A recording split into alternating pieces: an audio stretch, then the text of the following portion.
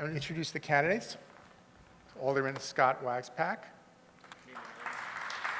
Elise Duty Jones. And I guess we're just going to try to, since we have one microphone, we're going to sort of work it over here. But there's one question I want to get out of the way at the top, which is, while it's not a legal requirement that a candidate live in the ward at the first election after redistricting, how important is it that a candidate be a resident? That's the elephant in the room. So we might as well start go with with that. it. Thank you. My name is Elise Duty Jones, and I guess we're going to start with a question, and then I'll move into a little intro. My feeling is that rats, criminals, and education don't really care where the ward line is. Typically, rats don't go, eek, that's not my ward. And as you can tell, we've been remapped. My neighborhood, which is Logan Square, which I'll even show you. I'm right there, and Scott is right there. We're about equal distance on that map.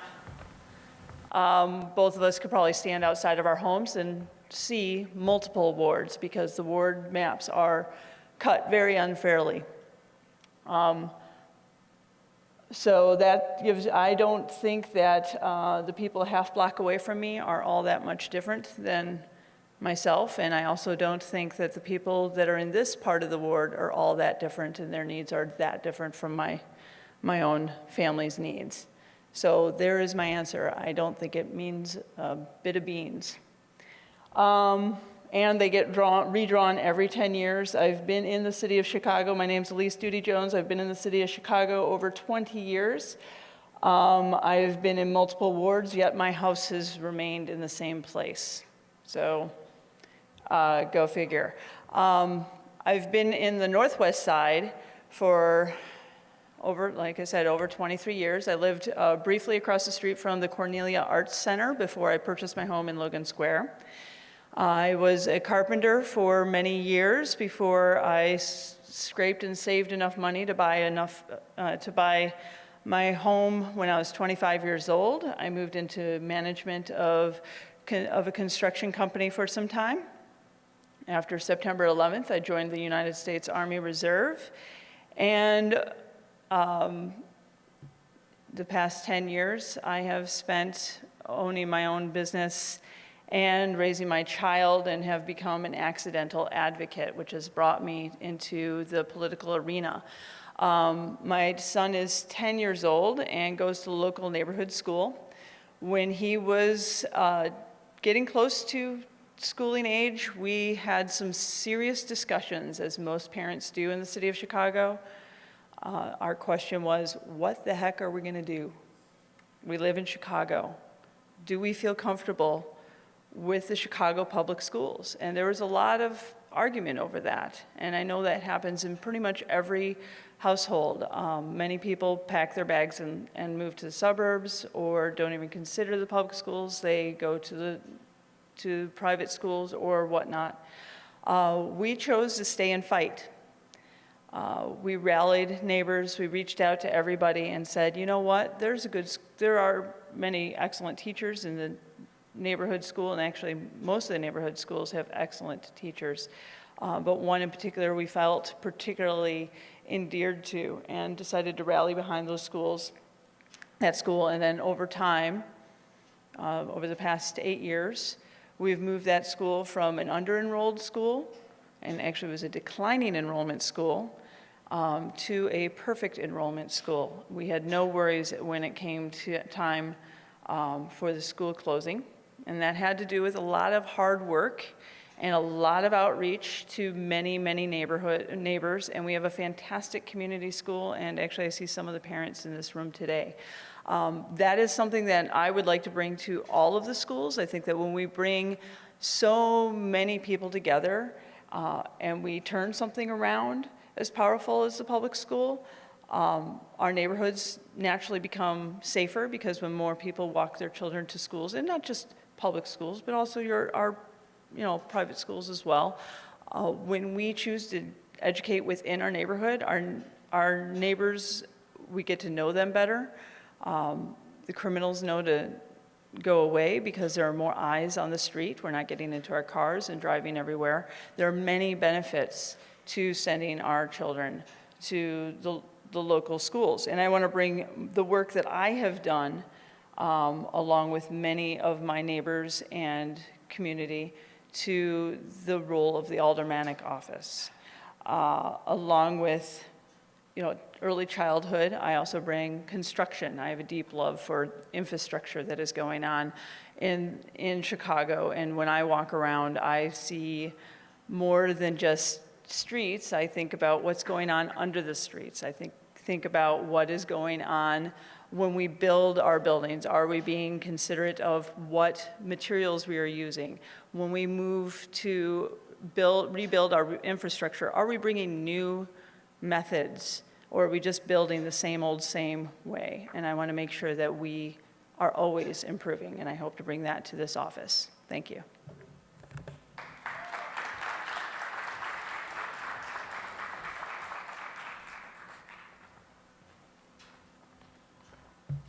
Good evening, everyone.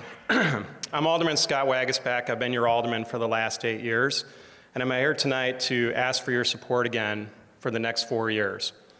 Over the last few years, as we've gotten to know each other here at South Lakeview Neighbors, I think we've seen a lot of changes from the old days.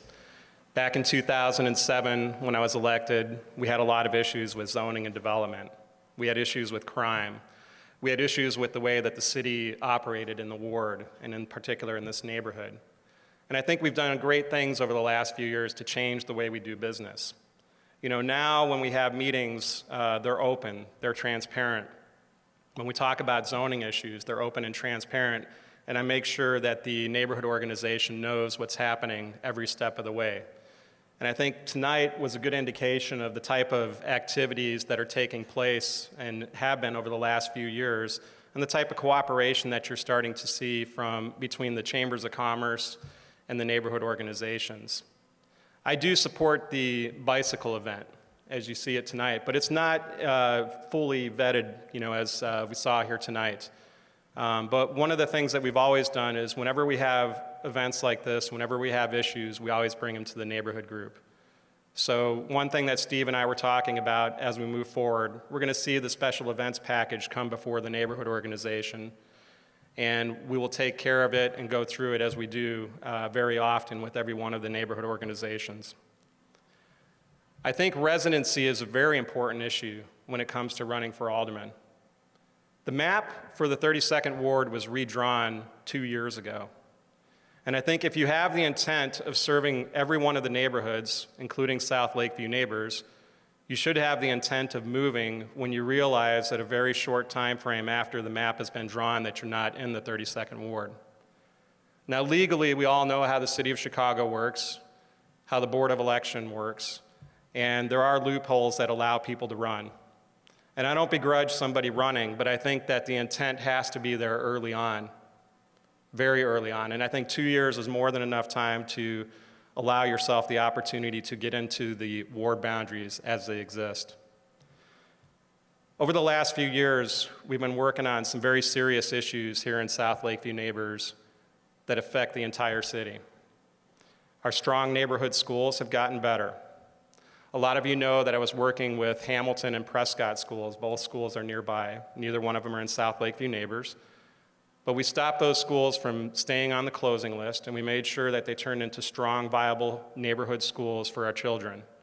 Both of those schools went from low-performing, on probation with CPS, to this year being high-performing, top-level schools, and they're going to keep getting better. The neighborhood development and business relationships that we have in the 32nd Ward, I think, are one of the best in the city. If you look at what we've done over the last few years, we promote small businesses. We make sure that our zoning is done in accordance with the rules and the issues that each one of the neighborhood organizations take up. So while we're bringing small businesses, we're also bringing large businesses. And every one of those businesses that we bring in, for instance, Fox Ford Motors, or we're looking at the Vienna site right now, and all of the infrastructure changes that we do, we incorporate the neighborhood organizations. A lot of you know that Lathrop's Homes is a big issue. It's actually in the 1st Ward. But I felt it was important that South Lakeview Neighbors was at the table when it came to concerns about that 1,400 or the 1,200 unit development there that was soon to be 1,600. And it was groups like South Lakeview Neighbors working together with the other 13 groups in the 32nd Ward that sent out a strong message about how development should be done, not only in our neighborhood, but throughout the north side. Working together on crime issues. At one of our last meetings, we had a very lengthy meeting, about 2 hours long, talking mostly about crime in the Lakeview area and the issues that we're facing with police manpower, the issues that we're facing with police overtime. And I've heard what you've had to say about it, and I've made sure I've taken that message to the mayor's office and to the police superintendent. And I agree with you on that message. And we're going to keep fighting to make sure that we get the staffing that we need back here in the 32nd Ward, as well as the 19th District. Finally, financial priorities. The financial priorities of the city, I think, are messed up right now. Our priorities are on spending TIF money that in many cases is not accountable to taxpayers, on issues like the DePaul Arena, while at the same time we see a shortfall in many other aspects of city government, including the basic services like tree trimming, rodent abatement, mental health services, and back to police manpower. All of these things that we want to talk about, that we want to fix, that we want to continue to work on can't be done unless we challenge the system as it's set up right now and we fix our financial priorities in the city. I'm running for another term because I want to keep working on those issues, and I think we can continue to do better, but I can't do it unless you're here to help me. So I'm asking for your vote on February 24th, and as you early vote, and hope that you can learn more about our positions tonight. Thank you. Okay, you sort of jumped on my next question, but I wanted to talk about crime. There's a sense on the streets, anyone you talk to, that certainly in this room, that there is a lot of crime and it's getting worse. There are daylight muggings, carjacking on Oakdale and Halsted the other day. According to the Crime in Boys Town blog, the CPD is allowing no transfers into District 19. And in fact, today they posted that 8 officers are transferring out because they're being promoted to sergeant. So I forget the exact number, but we're down a lot. So it's kind of, we're sitting there going, I'm afraid to go out after dark, and I'm not too sure about going out during the day. So you talked about, but how do we get that message? How do we get the manpower here? How do we get the manpower here? How do we deal with it? What do we do? You want, sure? Fine. Do we want to just stand up here? Because it seems like we're going to be doing a dance all evening. Okay. And Logan Square was not the beautiful place that it is today. When I first moved there, there was a lot of crime on the street. We've had to really work closely with the police to get rid of the gang members, or find other things for them to do. What we found is that even if we had 20 or 30 extra police officers, if we didn't work together as a community and bring the right information to those police officers, we would not have been able to fight the gang members. We need to work together as a community with our police officers. I want to see more beat officers, but I also want to see more community members coming together. We have many tools, digital tools, in which we could communicate in private to share information, such as who we identify on the block as not being welcome on the block, who, in our particular case, we had people who were clearly casing our block. There was no way that the police driving down the street would have been able to figure that out if we as citizens did not step up to the plate and alert the police to this issue. We have to work together with our police. Yes, we need to hire more, but we are in a definitely in a financial situation in which we might be limited at how many police officers we can actually hire. So we need to find ways to work together as a community to communicate better with the police, our problem areas. So I'm advocating for more community-based work.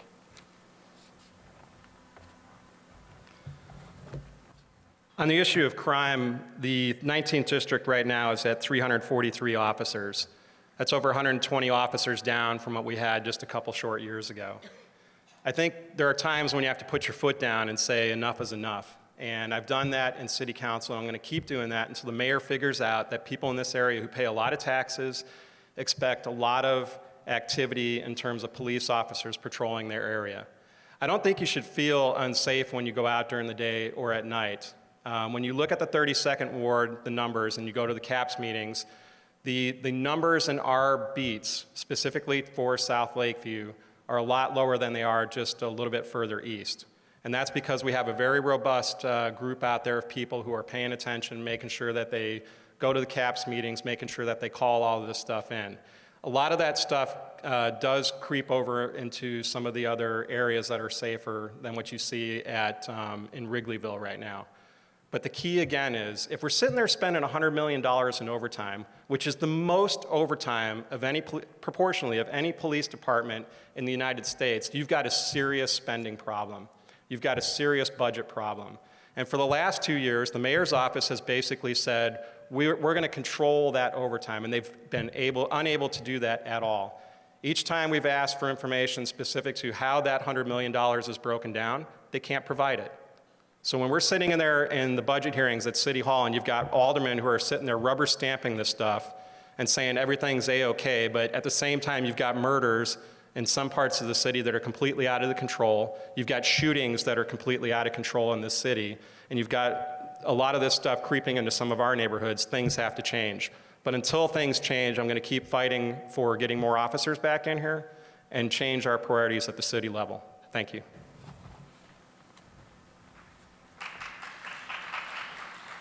It seems that, well, the question is, where's the money coming from? The new city budget sort of refinanced some debt, threw some things down there. We sort of played games with the pensions this year by charging us more for 911 service. I think all of us noticed our phone bills went up. We know there's some money in TIFs. That seems to be getting some airtime now. But I'm sitting here looking at it and saying, how do we keep this from hitting our property taxes? Governor Rauner says it's not going to happen, but he's governor, he doesn't control property taxes. So where's the money coming from, and how do we responsibly deal with the financial mess, yet not force us all to move out to the suburbs? I think I got it. No, I got it. Oh, you sure? You sure Yeah, you because got this? I got this one. Oh, wow.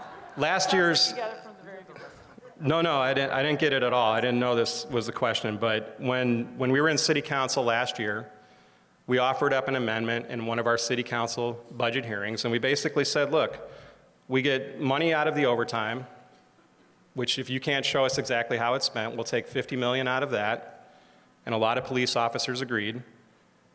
$20 million out of one of the mayor's slush funds, which is basically a fund that he can sit there and throw about $10 to $15 million wherever he wants. And we basically said we can hire 250 officers out of those funds, and we can do that and put those officers back on the street. And the other thing is reprioritizing where we're spending the money. If we're looking at spending $50+ million for a private arena for DePaul, that's not a priority that I think we all share, especially when we're seeing this type of crime. So I think there's plenty of opportunities, there's plenty of ways to reprioritize our spending so that we don't have to go and borrow another $1.9 billion that they don't show us where that money is being spent and say it's for other priorities, and just pull it out of where we already have it. Thanks, Scott. I think we need a progressive income tax in this state in order to cover all of what our debt. We need a different structure altogether. And I keep hearing the mayor, and it sounds like you've got quite a feud going on with the mayor. A lot of folks feel that feud that you have with the mayor has hurt us adversely, which is one of the reasons why I am running. We need to find money to pay for all of these things, but a lot of the problem is at the state level. So we need to definitely press for a progressive income tax so that we can pay for our police and other items on the budget. It's going faster than I thought. There was a piece, I'm not going to get in the middle here. There's some body checking going on. There was a piece on the Lathrop redevelopment on NPR Thursday morning, and they were interviewing residents. I thought it was kind of boring because we're all familiar with that. But isn't the Lathrop in the first ward now? It is, but it strongly affects us. Why did it end up in the first ward during that No. remap? It's 10% of it's in the 32nd. Okay, so Okay. you guys can talk about that. Okay. But it sounds like, it struck me that from the CHA comments, there's a deal done. It's a done deal, despite the fact we've been to all these meetings. They have yet to actually show us anything other than the original plans, and then a lot of hand-waving about, we'll do traffic studies, we'll do this. The building won't be 28 stories, but it'll be tall. So I would love to hear what you guys have to say about Lathrop Homes, the CHA, the process, and how we deal with that sort of, when we talk about development, we tend to talk about there's going to be a new single-family home somewhere over there that some people think is too large. But we're talking about 1,200 units potentially on a street that you can't drive on Saturday to begin with. So let's talk about, or you guys address CHA and big-time redevelopment. I believe that you want to go first on this one. No? Go ahead, I'll do it. And we're talking about this area here, correct? Basically, a lot of you know that Lathrop Homes was an issue that came up when the draft redevelopment plan came out in 2008. It fell off the table for a while. It came back up again about a year and a half ago. And about a year and a half ago, the developer had 3 plans on the table. They didn't want to share it with any of the neighborhood organizations or publicly. And one of the things I said was, that's not the way I do zoning, that's not the way our guidelines are laid out, and that's not what the neighborhood organizations or, frankly, our residents and businesses expect. So we are going to make sure that all of this stuff becomes public. If we had not made it public, you would have seen a 20-plus story tower, possibly 2 of them, similar to what Midwest-related development does downtown and along the lakefront. And that's just not a viable option for the 32nd Ward or the area surrounding Lathrop Homes. I won't go into all the details of the project, but the basic guidelines of how transparency should work in each one of these deals should apply to Lathrop Homes. Now, the developer doesn't want to share that information because they know it's going to create a volatile situation in terms of traffic, density, and a lot of other issues. And I've worked with a lot of residents there because 10% of that site is in the 32nd Ward, and everything that happens on Lathrop's site there is going to affect every one of the neighborhood organizations in the 32nd Ward. So I've had no problem speaking out about that and making sure that we all work together to make sure that we know what the impact is going to be for South Lakeview neighbors and the other dozen-plus organizations that signed on to a letter just a couple of years ago to get that out there in the open. I believe that it's not in the 32nd Ward. I want to know why you didn't fight harder to make sure that those homes weren't in your map. You were part of the remap process, and the Lathrop homes are no longer, except for 10%, are no longer part of your jurisdiction. If you're so concerned about what goes on in the Lathrop homes, why did you not fight harder to make sure that the Lathrop homes, which is in the heart of your ward, did not end up in your ward?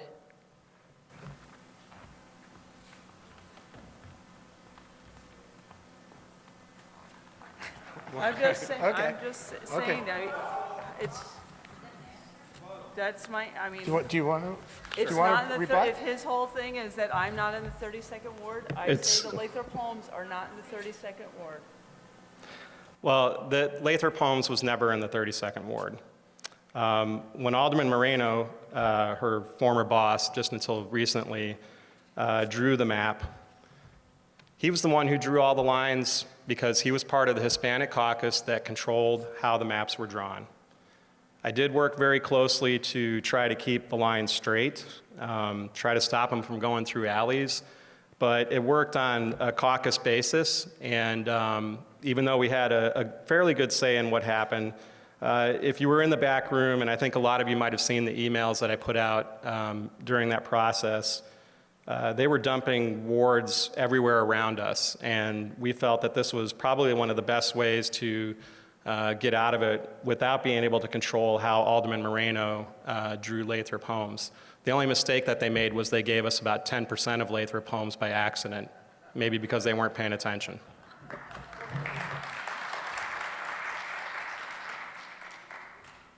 want to re-rebut? Do I want to reread that? Do you, No, we don't need to really okay, pick it out okay, that much. do okay, we? no. When you walk down Lincoln Avenue, you walk down Ashland, there are a lot of vacant storefronts.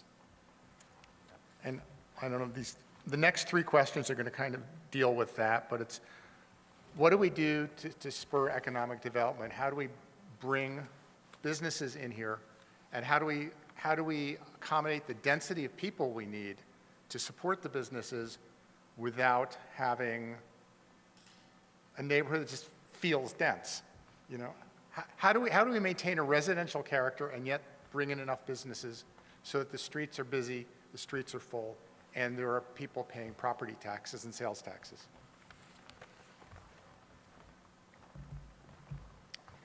How do you bring more businesses in? How do you bring business? You make business much more, the licensing process a lot easier. When a business comes to a ward, they typically call up the city, try to find out what the licensing process is. In the past, it's been pretty gray areas on lots of different information from different departments. The city has streamlined somewhat the process of getting a business license. That helps considerably. I think we need to encourage a lot more incubator businesses, a lot more blended businesses, and encourage more seed money so that businesses can start. That is one of the things that many businesses in my area have. Actually, TIF funds, if used correctly, and again, they have to be used correctly, can help sprout some businesses. That is one way. It is my understanding that unfortunately we do lose some businesses when aldermen tell folks that if they don't like the way they do business, to please leave the ward. We do have that situation. In the 32nd Ward, it has happened time and again. Those are stories that do not surface very often, but we are aware that they occur. So we do need to be a lot more welcoming of the businesses that are here and help them through the process of opening if we want them to remain.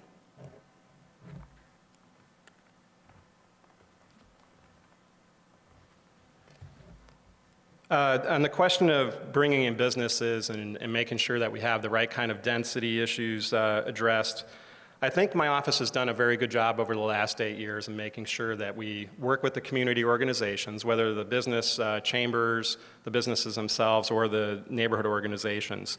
And there's very good cooperation, I believe, between both of them. Now, sometimes you run into hiccups, and there's a little bit of diversity on how people see each one of these different approaches, but I think in the long run, everybody's looking for the same thing. We have to look at infrastructure, and as Heather mentioned here a little earlier, and Steve, we have the Lincoln Ashland Belmont infrastructure project that we're kicking off here pretty soon. That took quite a few years to get going, but it's mostly because of the funding that we needed to find. When you look at the way my staff works with different businesses, frankly, I think we do a very excellent job. When when Elise talks about pushing businesses out, that's something far from the contrary. If you have a situation like the Diag, and it's a constant this issue keeps cropping up, you have to work with the neighborhood organization to make sure it gets addressed. And it's not me saying that, it's the neighbors who have to deal with bad businesses. And we have to make sure that we get them in compliance with the things that they should be doing. You also need good public transportation, and that's why we fought to keep the Route 11 bus. That Route 11 bus was not a redundant transportation option to the Brown line. In fact, that Route 11 bus, thank you, the Route 11 bus was actually increasing in ridership for over the last 2 years, or the 2 prior years to them cutting it, to the CTA cutting it. That was just the wrong-headed decision, but they did it for political reasons, and look what it did to portions of Lincoln. We need the Lincoln Avenue bus back. We need to make sure that the administration at CTA understands that as well, because that brings vibrancy to our neighborhood. It allows seniors to make sure that they can make their commute. It allows people to get off at a bus at the restaurant or the business that they want to go to and not have to walk 1.5 miles from a CTA stop. Those are the kind of things that we look at every single day. That's what my staff enjoys working on, and that's what my staff enjoys working with you on, and we're going to keep doing that. Thank you.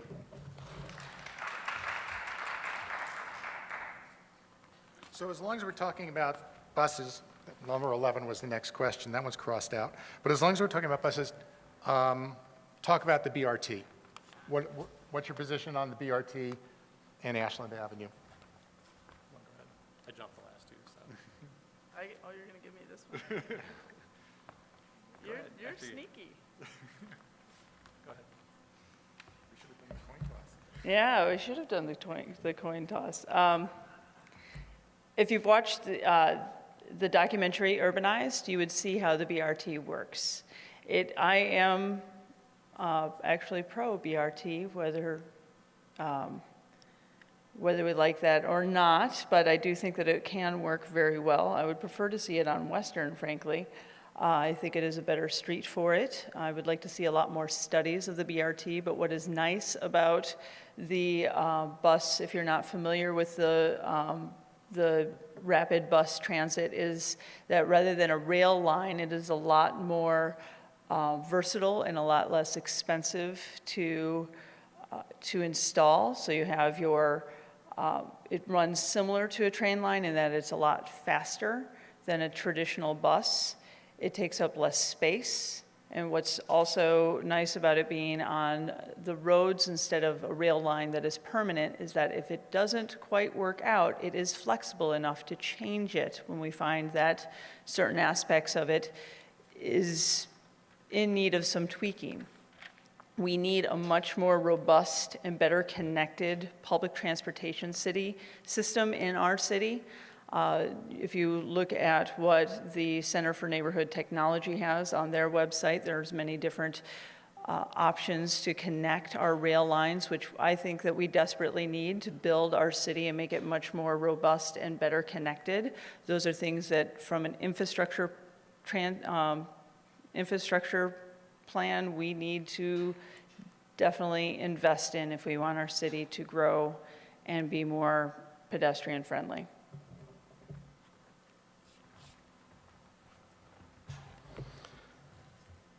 When it comes to public transportation, I do believe that we should have a complete streets system, that we should look at pedestrian-friendly options, bike-friendly options, and public transit options that work for everyone, or at least most people. The form that the BRT is in right now will not work. And I think a lot of us have figured that out over the last couple years when it was first rolled out and the way that it was. There was no discussion with the businesses who were impacted and who will be impacted. There's no discussion with the neighborhood organizations about the intent of what the BRT is and how it will impact neighborhoods, including putting more cars out onto the side streets and to some of the other collector streets or arterial streets. And when you look at some of the alternative viewpoints on it, a lot of those have been pushed back on simply because they are trying to look at all of the different issues that will arise from a BRT. I supported the BRT before they sold the parking meters in the 2008 deal. The parking meter deal destroyed our ability to do a lot of urban planning of all types for the next 75 years. And the BRT is included in that. There's ways to get around it, there's ways to modify it, but we also have to look at how it will be maintained and who's going to pay for it. And one of the options is to create these little mini TIF districts all the way up and down the BRT system, whether it's on Ashland or Western, and that means more taxes for the people in that immediate area. Those are issues that we have to consider, we have to look at and make sure they're fully vetted before we move forward on the BRT project. Elise, when you started out, you mentioned the holy trinity of local politics, crime, rats, and potholes. This is the self-serving question. There's still potholes on my block from 2013. But as I go around the neighborhood, the potholes did not get filled over the summer. There's street collapses. Where in the priorities does that come in? We've got all these other things. Can we have everything at a high priority, and how do we get it done?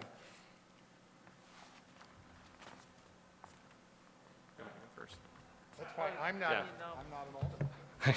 Yeah, I'll go first on that one because, you know, a lot of you got the mailer from the mayor's PAC, and a lot of what was said in that mailer was just flat out false.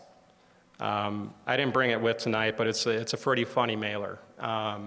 Basically blames me for the mismanagement of pothole filling throughout the 32nd ward in the city. I know there's potholes out there. When I ride my bike, I don't like to hit them. When I ride my car, I don't like to hit them, just like all of you. We do go around and survey throughout the year. Every week, every time I go out, I'm looking for these things. But I think that what you have to have when you have a system that we're operating under now, which is central control by the mayor's office and through the Department of Transportation without the alderman really included, then you better make sure that that central system works and works very well. And a lot of you know that the potholes that were so heinous last year weren't really filled in large part until August. But that mailer blamed me for the pothole money vote, which took place in November. So I don't know how they reconciled bad management of pothole filling all the way through August, which had never happened before in this city. And I don't blame the mayor entirely. I think it's just the way the city is managed, and that stuff needs to be changed.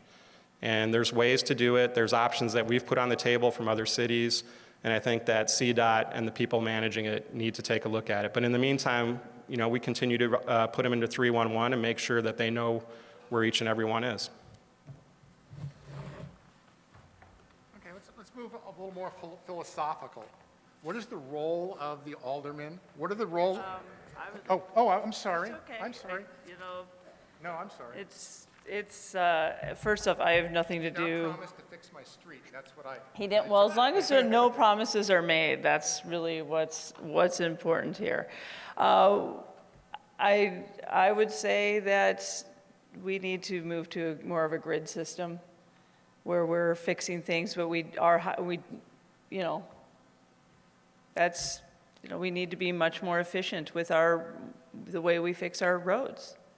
That's all there is to it. Maybe look at the materials that we're using and not in Illinois, I think we're using some pretty low-grade asphalts on top of it all. So we need to look at how we are building our streets before we keep rebuilding the same thing over and over again.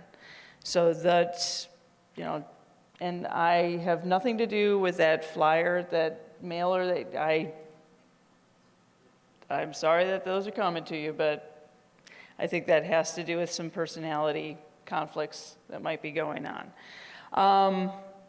That's it. What is the role of the city council? Theoretically, and in practice, and is it in the right balance right now between the mayor and the city? City council. Well, you have to work with whomever is elected. That's what I'm going to say. You don't have to be best friends. You don't have to agree with everything, but you have to find a way to work together to get as much stuff done as possible for the people in your ward. I think city services are pretty key. We have to be able to answer the phone, get the constituents, the person on the end of the phone, have a pleasant conversation with that person and direct them. If the government can't help them, direct them in a direction that that person calling in who is desperate enough to call the alderman's office, direct them to somebody who can help them. And that doesn't always help. It doesn't always happen currently in the incumbent's office. Many of the people I've spoken to, old ladies older folks who are having a hard time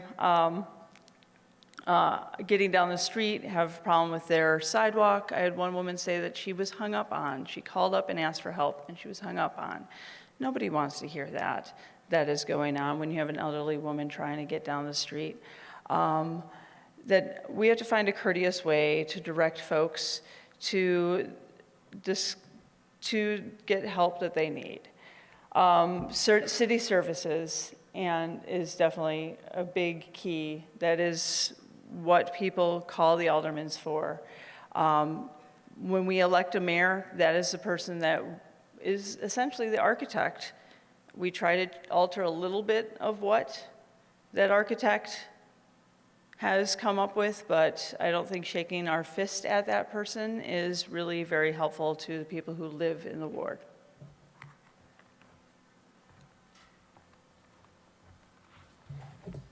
The question was, what's the role of the alderman?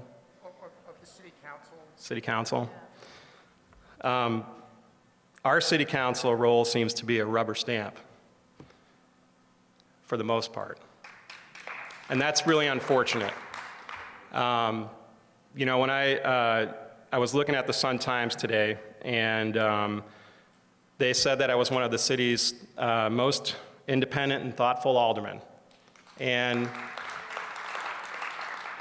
I'm putting that out there because I'm proud to stand up to not only the previous administration, but this administration when they do wrong things, when they do things that hurt taxpayers in the ward and taxpayers and citizens throughout this city. And I think that when you have a city council that votes 90% of the time with the mayor, more than under the last two dailies, it's incumbent upon me and several of my progressive caucus aldermen to actually read the documents and read the things that are put in front of us and not be the rubber stamp for other aldermen because they're afraid to stand up to the mayor or they're afraid to read the things that are put in front of them that might actually be hurting taxpayers. So the role is what you do at the local level. You try to do that the best you can with the resources that you have, and you work on citywide issues because everything that happens in each one of the other wards, the other 49 wards, affects what happens to us here. So I'm proud to keep standing up. There's no personality conflict between me, or from me to the present mayor. There might be in the reverse direction for people who stand up and actually say what they feel their constituents believe in. But I'm going to keep doing that. And that's why I hope that you'll consider re-electing me on the February 24th. Thank you. Lightning round. Three basic questions. Who are you endorsing for mayor? Elected school board, good idea, bad idea, and charter schools versus public schools. Talk about it. Oh, fine. Give me those three again. Thank you. Channel 7. I'm not endorsing anyone for mayor. I will work with whomever the people decide to vote for. I want everybody to get out and vote. I think when we have public discourse, we're more likely to get out and vote. I think it's very important that we always have a challenger on the ballot, first and foremost. Very important to always have a challenger on the ballot. Elected school board, providing that there are caps on how much a person is allowed to raise, and we put some guidelines on it. I am absolutely for an elected school board. I'm sure that I'm probably one of the very few folks who wants to be an alderman who sends their child to a public school. I'm very pro-public school. I am leery of another elected office that people don't show up and vote for, that makes me nervous. We need to definitely have guidelines and make sure that however we have an elected school board, it is at a time, the election time is a time in which voters will show up. It truly has to reflect this city. Expanding charter schools, we need to put a cap on charter schools. That is a very difficult topic because unfortunately, the state ultimately has the okay approval on a charter school. I know many people choose to not send their children to a regular public school, so we can't completely close the door on charter schools. We need to be very mindful about the ones that do open, of course. Again, my own child goes to a regular neighborhood public school. Clearly, in my life, that is what I feel is incredibly important in this city, but I understand that other people make other choices, and I want to have every option on the table that helps keep our tax base here in Chicago.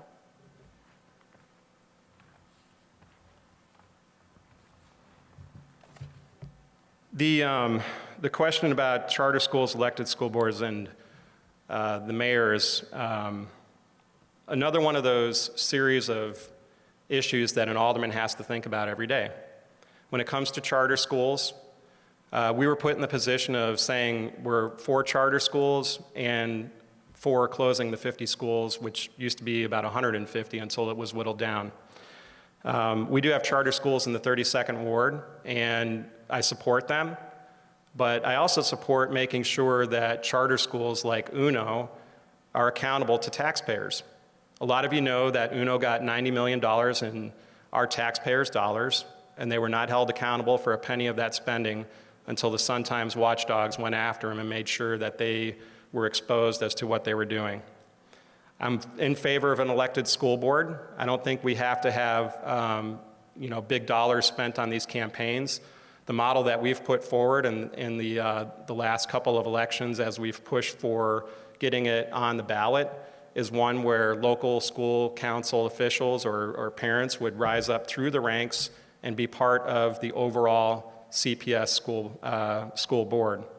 And I think we really need it now when you look at the deals being cut at the CPS board. You've got one of the board members, Quazzo, making $1.5 million off of contracts that she's voting on without recusing herself. And you've got Aramark cleaning contract worth about $280 million. And when you walk into our schools, whether an elementary school or a high school, they're dirtier than they've ever been. And I've got one school right now, based on the lack of good cleaning, that has close to 50 strep cases. And the response from the CPS board was basically, oh, well, we'll send some other crew in there to clean up a little bit better next time. That's an unaccountable school board, and that's why we need an elected one. And then I'm supporting Alderman Bob Fioretti for mayor because I've worked with him the last 8 years on a lot of these issues that we talked about and that we're going to talk about in the future. And I think he's got his heart in the right place. I've sat next to him. I've seen him fight for taxpayers. I've seen him fight for children.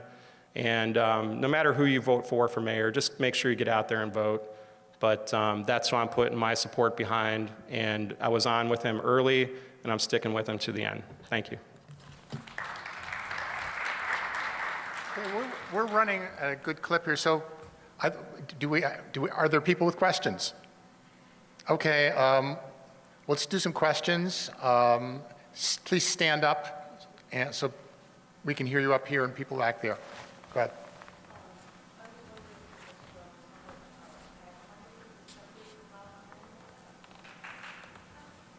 I haven't received any money from Rahm Emanuel or any of his PACs that I'm aware of. Do you have one in particular that you are curious about?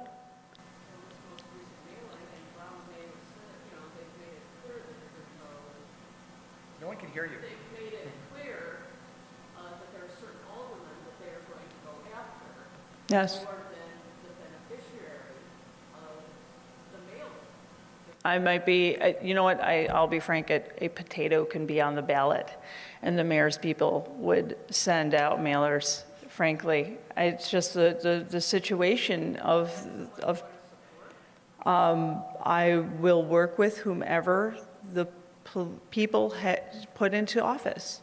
That is just, you know, that is that. But no, I do not have PAC money. I have a very small, itsy bitsy little campaign fund, and it's completely open online. You can look that up. Anyone else? David? Project. You're saying our fifth largest snowstorm in history, supposedly, and I was out literally shoveling my walk in front of my house half a dozen times over the course of the 24 hours of snowfall. However, some of my neighbors were not so senseless. I did not see any tickets on their doors or on their doorknobs for failing to do so. I'm wondering whether they're standing on the 13th Amendment, which purports to prevent involuntary servitude of people in this country. And since the city owns the sidewalks, under what theory does the city have the right to compel anybody to shovel his lawn?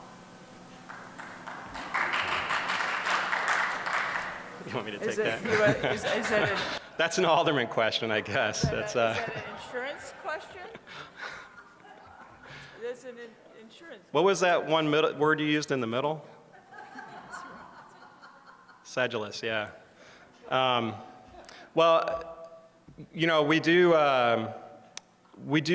look carefully at the people that aren't shoveling. So we get a lot of calls from seniors.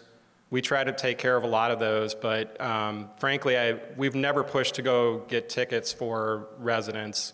Typically what we're doing is, if it's a constant thing, knocking on the door, having the ward superintendent go and do that. He will, however, go to businesses and either write them tickets or you know, ask them to get out there and do that kind of stuff. And you know, we get the stuff on Twitter, Facebook, email, phone calls. When that storm hit, basically you go into full speed mode where you're just trying to take care of a lot of those issues themselves. One of the things with Barry being somewhat undone from potholes was a lot of those crews were then sent out in the storm to go shovel crosswalks throughout the ward. So in reality, there's no way to ticket everybody. I think we should have a stronger push to get people to do it, you know, more voluntarily. You know, and the other thing is dibs. I mean, that's a huge issue too, that just goes on and on. But apparently all the mayoral, well, I don't know if all the mayoral candidates, but we got word that we weren't supposed to touch the dibs. You know, but after day 3 or 4, it's like, come on, you got to get rid of them. Actually, for shoveling, real quick. Go ahead. I do have a couple ideas on how we can help out with shoveling of empty of properties that are in foreclosure, or properties that some folks sometimes purchase an empty lot and they're from out of state and don't keep that up. They're waiting for the neighborhood to, you know, have a better price point before they sell that and turn it over. I think that we need to look at foreclosure bonds. When a bank goes into a house or a business and goes to foreclose on it, they need to put down a bond that takes care, forces either the bank or allows the city to maintain that property. That is working in other cities throughout the country at this point. I think that's one way to make sure that unkept properties are taken care of. And I think we definitely need to go back to good old-fashioned courtesy, shovel for your neighbor. In my household, we've always gone across the street and shoveled for the elderly person across the street on a regular basis. We need to get to know our neighbors better through block clubs, things of that nature, so we know who needs the help most often. I think, again, it's a community-based situation. It would be nice if everybody shoveled their walk. And this particular neighborhood, I have to say, I've never seen anything more impeccable in my life. The South Lakeview neighborhood is outstanding. The rest of the neighborhoods, not so much, just so you know. The Bucktown was not as nicely shoveled. Thank you.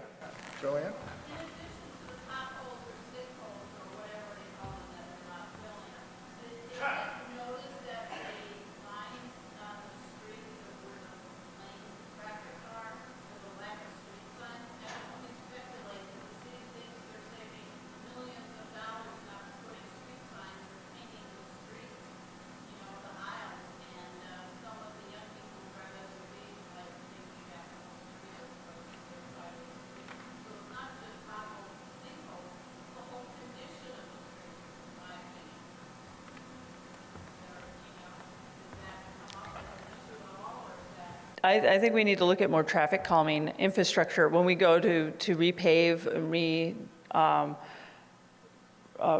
reconstruct a street, especially as we have all the new sewer lines going in. There's one street in particular that I really think that I hope a lot more people take a look at it on Lawrence Street. It's in the 47th Ward, Pawar's Ward. It has a big infrastructure improvement plan there that makes streets a lot more walkable, brings a lot of the water off of the street, puts it into the sewer, not into the sewers, but into the plant life around.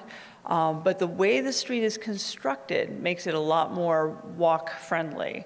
And that is something, as we move forward, we should be able to, we should definitely reconstruct, make very simple new changes to the streets to make them more user-friendly.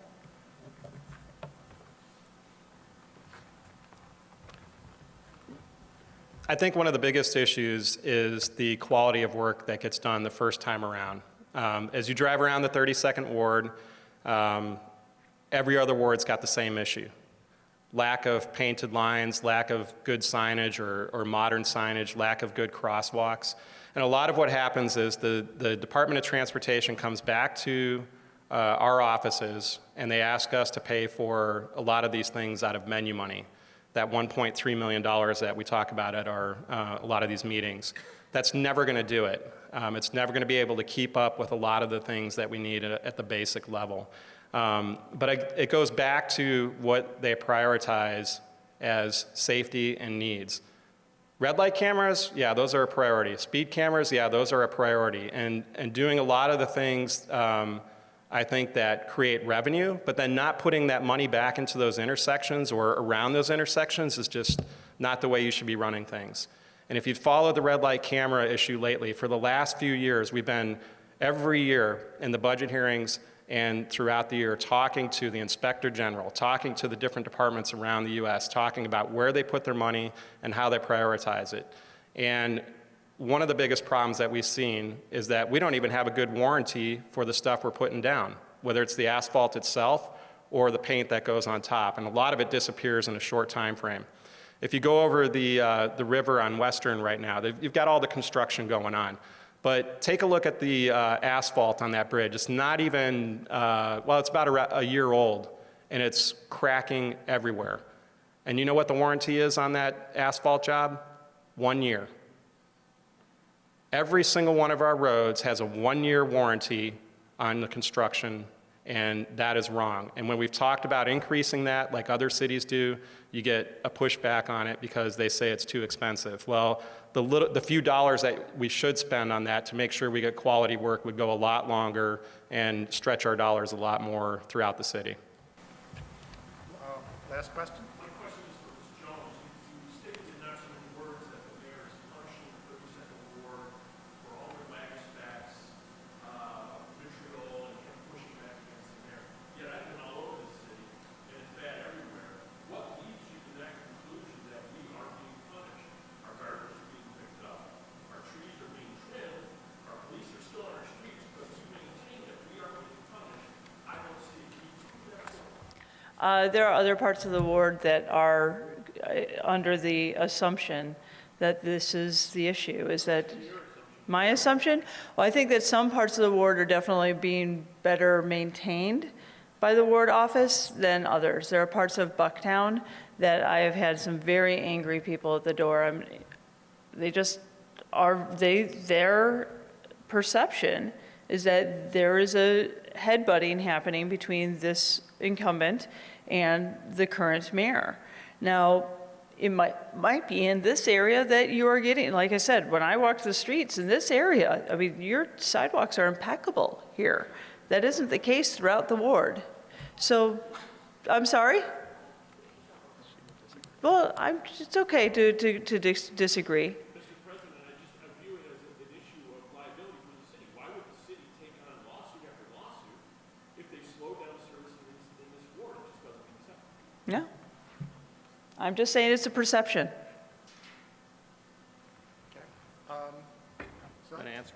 Yes, please, Scott. Just a quick answer. I don't think it's true. A lot of people said that under Mayor Daley. And if you look at how the ward has progressed over the last 8 years, I think our services have gotten better. I think our roads have gotten progressively better.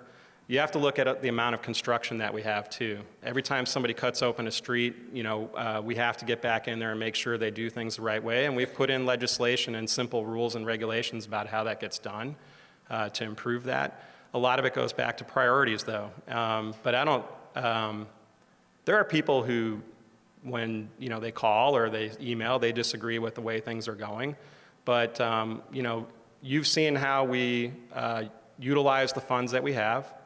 We get funding from the federal and state level all the time to do streets like Fullerton, the Damon Elston Fullerton streetscape, the Lincoln Belmont Ashland, which is finally coming together. And all those things keep coming to the 32nd Ward. And I can point to hundreds of millions beyond the 1.3 million that we get. And I've never seen anybody, and I think the city workers would say the same thing. They actually love coming to the 32nd Ward and working. So I would say to the contrary. Okay, we're going to do closing statements. Who wants to go first? Well, I think as the challenger, you get to go. You can come in and close. I think that's you get the big close. But I just like to remind everyone the election is 2 weeks from today, right? Am I right? It's 24th. Yes, but early voting is And early voting is open now, so think about it. It's not snowing today. It's probably not snowing tomorrow. 2 weeks could be iffy.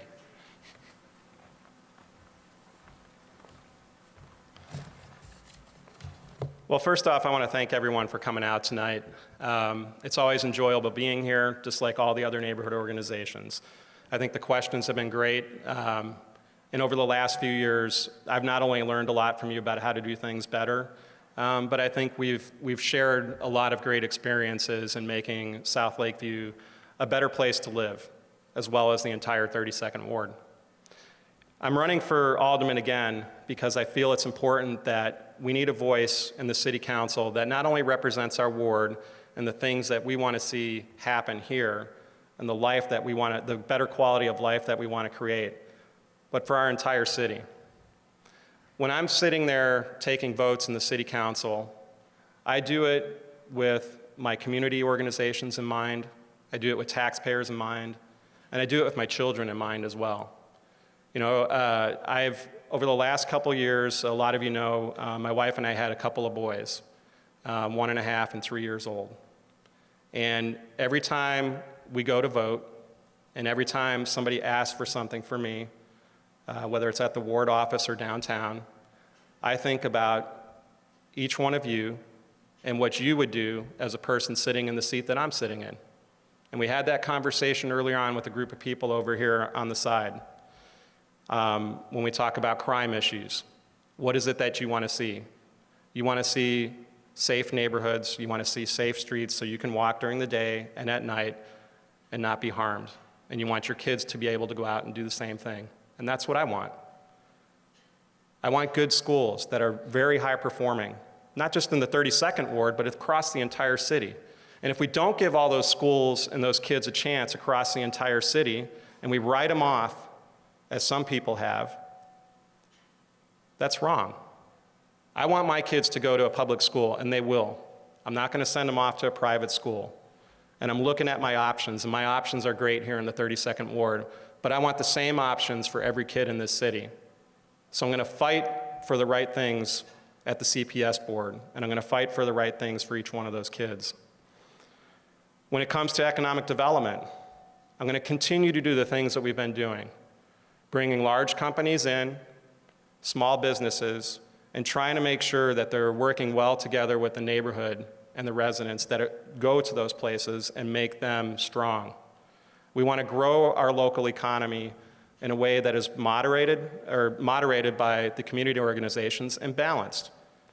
So when I bring you zoning changes, and I want to bring you plans, or developers do, you have a voice, you have a say in what happens.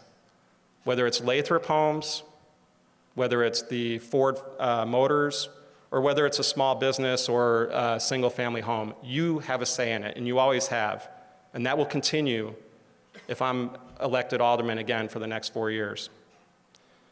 A lot of these things can be accomplished if we have the right financial priorities in mind. So when we're sitting at City Hall and we're talking about TIF and how that's spent, and the confidentiality that's claimed, and the lack of transparency, those things are important to me and to each one of you, because they determine what's going to happen now and throughout the next few years, and where this city's going and what direction we want to take it. I think those are all important issues. I strive as alderman to make sure I address each and every one of them every day. And I think about you, and I think about my kids, and my family, and I think about all my constituents and businesses when I make a decision. That's the way I've always been, and that's the way I'm going to stay. And I ask for your support on February 24th. Thank you very much.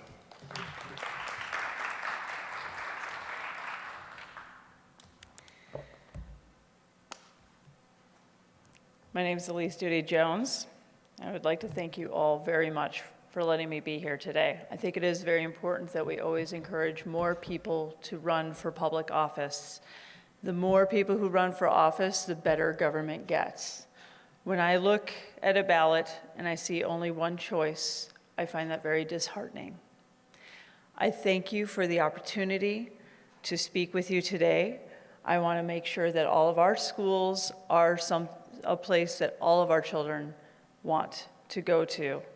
So I am going to continue to fight for the neighborhood schools and my neighborhood of Logan Square and this whole city. We need to look at it from a very global perspective as well.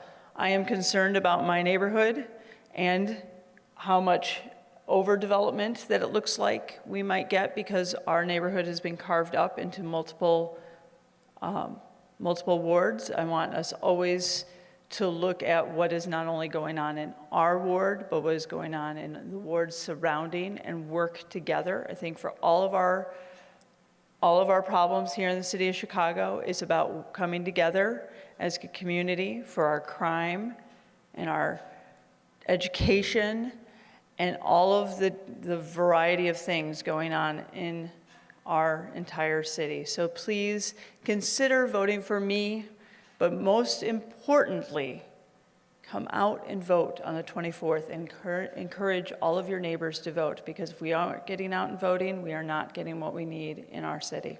Thank you.